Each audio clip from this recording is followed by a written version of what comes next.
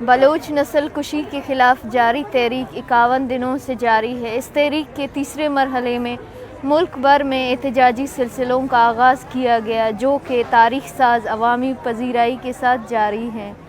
اسی سلسلے میں کل 14 جنوری بروز اتوار کو سبی اور واشق میں احتجاجی ریلیاں نکالی جائیں گی۔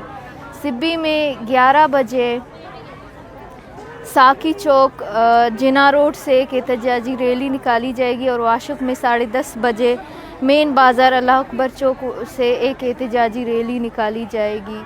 آئیں ہم سب متحد و منظم ہو کر جبر و تسلط کی دیواروں کو توڑ دیں۔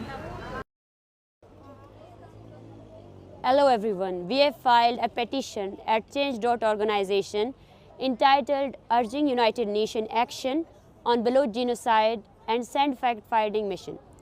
In this regard, I request you to all that please sign and share this petition in your social media accounts.